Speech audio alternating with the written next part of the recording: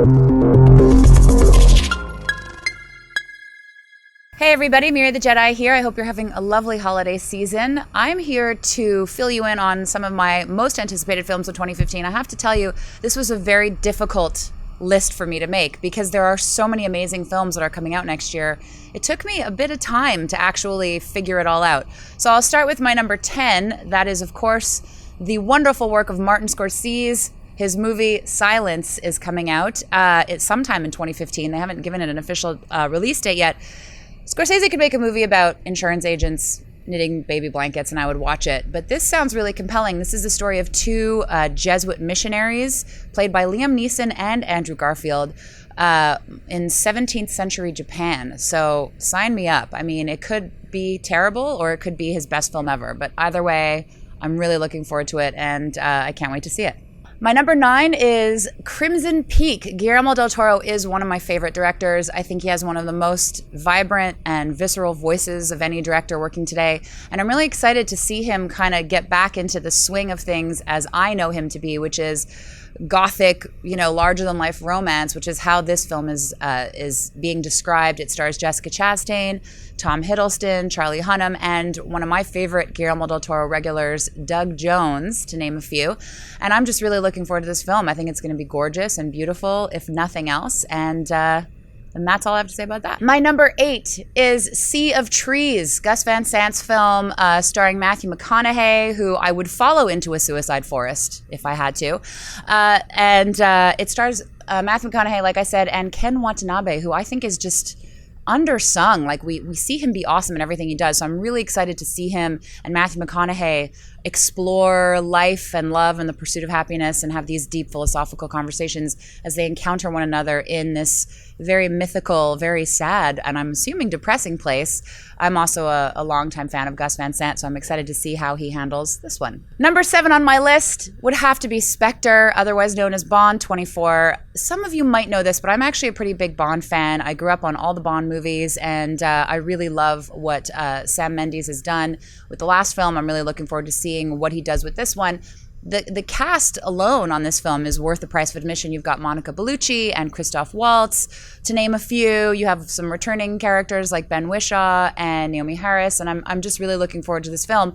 I'm also looking forward to the fact that for those of you that know Bond, know that Spectre is the evil organization helmed by Blofeld, who is one of the most formidable, notorious villains in the entire Bond universe, and I think in any universe. I mean, Austin Powers has a character that's based on Blofeld. We all know him as Dr. Evil. And I'm just wondering if there's going to be a Blofeld in this film because Spectre is kind of his deal.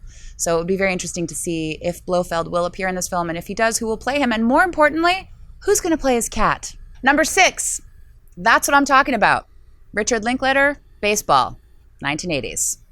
I don't need to say anything else. Go see it. Number 5 for me is Tomorrowland. I love Brad Bird. I love George Clooney. I love the fact that this is an original sci-fi adventure story. It's something we've never seen before. I love the fact that Walt Disney is kind of a key element in the plot and the story, and that they actually shot in Disneyland, which is the happiest place on earth.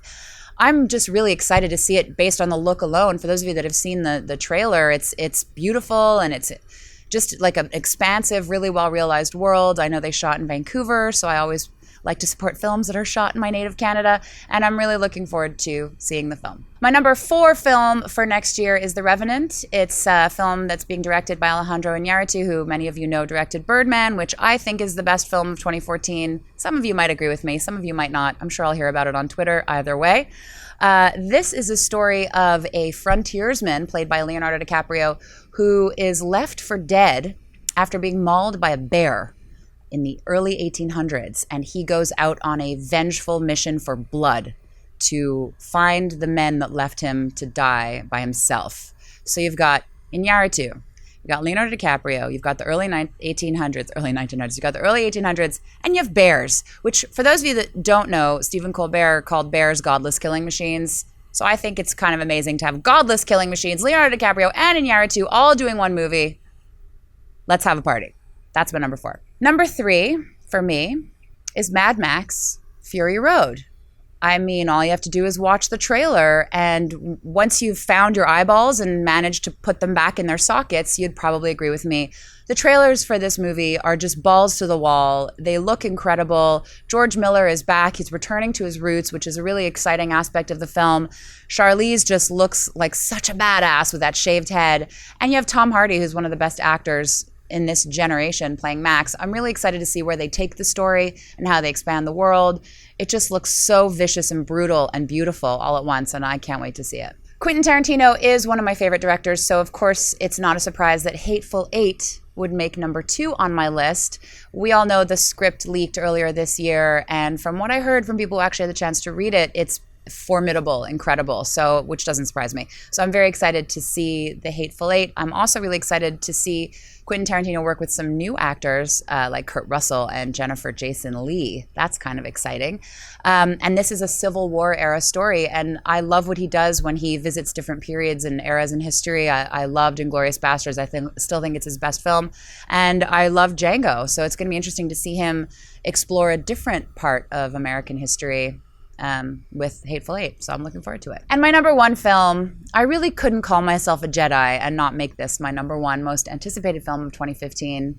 You guessed it. Come on, guys. Say it with me. Star Wars! The Force Awakens! You know, when I was a kid, I remember the end of Return of the Jedi feeling like I wanted the story to continue. And when the prequel trilogy came out, I was so horribly bummed and kind of heartbroken. Not that they went back in time and not forward in time, but that they went back in time the way that they did. I really wasn't a big fan of those 3 films. And I feel like in a way, this is an opportunity for a whole new generation of kids to feel the same way about Star Wars films that I did as a kid. So that's really what makes me most excited, just based on the trailer that we've seen and just a little bit of information we have on the cast and the look and the world and the photos from the set. I just feel like JJ's done a great job of embracing what was great about the original trilogy while also bringing in something new and modern and something that feels very distinctively like his work. So Star Wars The Force Awakens, boom, 2015. Thank you for listening to me ramble on in front of you, and I wish you great happy holidays and a wonderful 2015 filled with lots of beautiful movies. Hey everyone, if you liked this video, click that thumbs up button and make sure to subscribe to our AMC Movie News YouTube channel. It's free and helps you stay up to date with all the latest movie news, as well as our daily AMC Movie Talk show. Also, make sure that you follow us on Facebook and Twitter to stay up to date with all of our special promotions, contests, and prize giveaways.